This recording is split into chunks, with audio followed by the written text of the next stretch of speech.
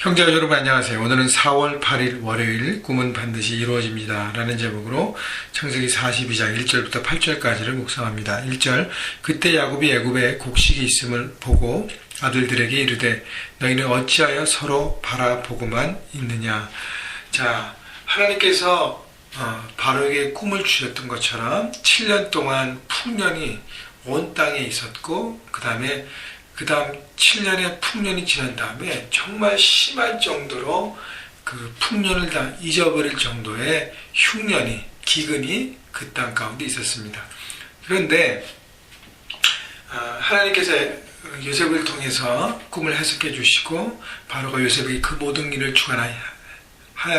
주관하라고 했기 때문에 요셉은 7년의 풍년의 시간 동안 곡식을 많이 창고에 쌓아두고 흉년을 준비했기 때문에 애굽에는 곡식이 있었지만 다른 사람들은 풍년 때 그냥 그것을 누리는 것에만 끝났고 그 다음에 흉년이 계속되면서 곡식이 없었다는 것이죠.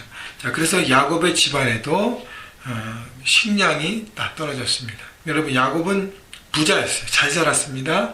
재산도 많고 많은 것들이 있었습니다. 그러나 흉년이, 기근이 계속되는 것에는 버틸 수가 없었던 것이죠. 그런데 문제는 뭐냐면 이런 집안에 먹을 음식이 없어서 먹지 못하면 살지 못하잖아요. 그런데 야곱의 아들들이 그 문제를 바라보고 서로 바라보고만 있었다는 것이죠. 물론 애굽에 내려가서 곡식을 구하는 게 위험 부담이 있고 어려운 일입니다. 그런데 야곱의 아들들 11명이나 있었음에도 불구하고 문제를 해결하지 않으려고 하고 넋놓고 있었습니다. 그래서 야곱이 아들들에게 왜 너희는 서로 바라보고만 있느냐. 2절 야곱이 또 이르되 내가 들은즉 저 애굽에 곡식이 있다하니 너희는 그리로 가서 거기서 우리를 위하여 사오라. 그러면 우리가 살고 죽지 아니하리라 하매. 애굽으로 곡식을 구하는 것 쉽지 않다고 얘기했습니다. 그러나 가족의 생명을 위해서 해야 하는 것이죠. 그래서 야곱의 아들들이 그 집안의 가장들이에요. 물론 야곱이 큰 어른이지만 야곱은 많이 늙었고 실질적으로 뛰어야 될 사람들이 야곱의 11아들인데 아들들이 자신들의 책임을 다하지 못했다는 것입니다. 여러분, 남자들은 집안의 가정으로 집안의 경제적인 부분과 정신적인 부분과 모든 부분에 책임을 져야 합니다. 그래서 문제를 해결하기 위해서 어느 방법이든지 움직여야 하고 그것이 위험 부담이 있고 어려울지라도 그것을 믿음으로 돌파하고 해야 하는 것이죠. 자, 그리고 아내들, 자매님들은 남편들이 그 책임을 질 수 있도록 격려하고 세워줘야 하는 것입니다. 그래서 위기 가운데 책임을 지고 그것을 해결하는 모습들이 바로 우리들의 모습이 되어야 하는 것입니다.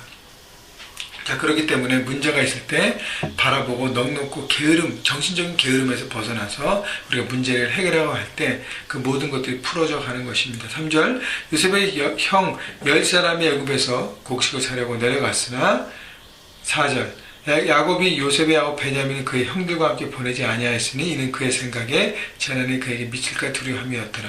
자, 이것은 아직도 야곱이 이제 많이 연로했음에도 불구하고 편애하는 아들에 대해서 그렇게 했기 때문에 늘 형제 간의 갈등이 있었습니다. 요셉을 편애했고요. 요셉을 잃어버린 다음에 베냐민을 편애했습니다. 그래서 그 곡식을 구하러 가는 애굽으로 가는 행로에 베냐민도 함께 갔다가 예전에 요셉이 형들이 양을 치는데 홀로 갔다가 봉변을 당한 것처럼 그렇게 아들이 잃어버릴까 야곱은 노심초사하고 베냐민을 보내지 않았습니다.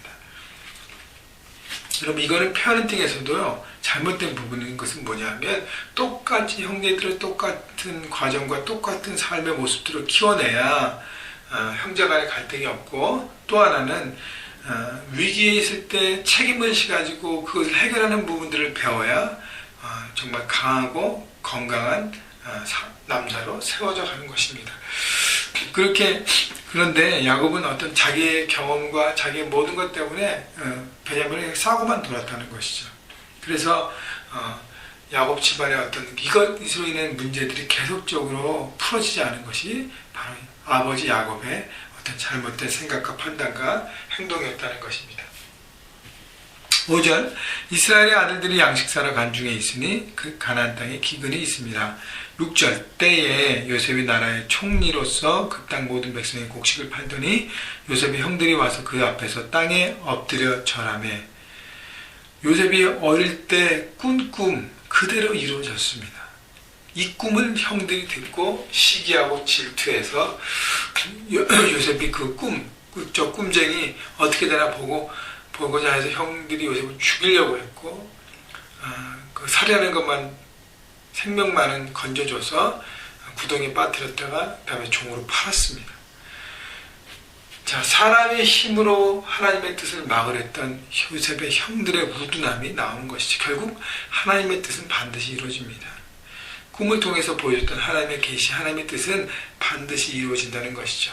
다시 말해서 우리가 삶의 현장에서 하나님의 뜻 가운데 살아갈 때 우리에게 들려지는 하나님의 뜻이 우리가 받아들이기에 우리가 순종하기 만약에 어려운 것이 있을 때에 그것을 힘들고 어렵다고 해서 거절하고 밀어내고 막고 방해한다면 결국 우리는 똑같이 우둔한 자가 된다는 것이 요셉 형들처럼 우리는 순종하고 받아들여야 합니다. 그것이 하나님의 뜻이라면 우리 삶의 가장 최선이기 때문에 지금 내 생각과 내 경험과 내 생각으로 판단할 때 힘들지라도 받아들이고 내 마음을 바꾸고 받아들이는 것이 바로 하나님의 뜻 가운데 온전히 서는 삶이 되는 것입니다. 7절 요셉이 보고 형들인 줄 아나 모른 체하고 엄한 소리로 그들에게 말하여 이르되 너희가 어디서 왔느냐 그들이 이르되 곡물을 사려고 가나안에서 왔나이다. 8절 요셉은 그의 형들을 알아보았으나 그들은 요셉을 알아보지 못하더라. 자, 형들은 요셉을 알아보지 못합니다. 그러나 요셉은 형들을 알아봅니다. 이 관계의 주도권을 누가 쥐고 있습니까? 요셉이 쥐고 있습니다. 하나님이 요셉을 존귀하게 세워주시고 요셉에게 이 모든 과거 일들을 청산할 수 있는 기회를 주시는 것입니다.